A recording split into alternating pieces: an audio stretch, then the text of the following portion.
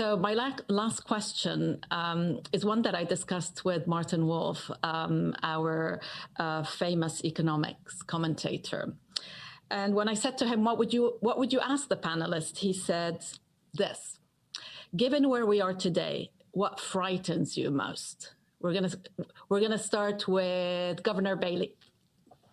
Well, I think, look, we've lived through this year with a huge shock to the economy. I mean, it's the biggest shock since we think in the UK since the early 18th century.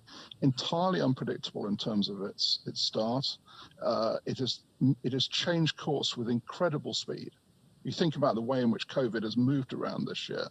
Now, I hope we can take the optimistic view that you said earlier, but I think we've had to get used to saying, we are living in a world of huge uncertainty and unpredictability, and that is, I don't like to see the people of this country, who we have a duty to in respect of our public policy objectives, and it's a very important duty. I don't like to see them in that position. It's one that makes me very uncomfortable, and we've got to do everything we can, but it's a very, very difficult place to be in. Chair Powell?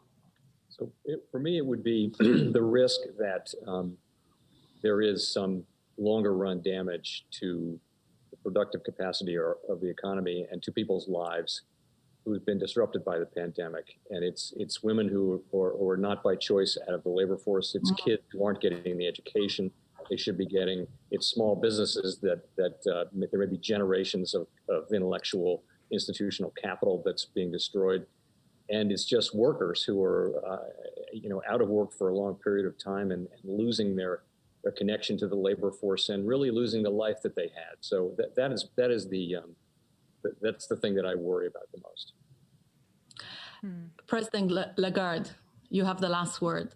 Okay, two things I'm frightened of. One is the silliness and the hubris that could activate some people to start another war.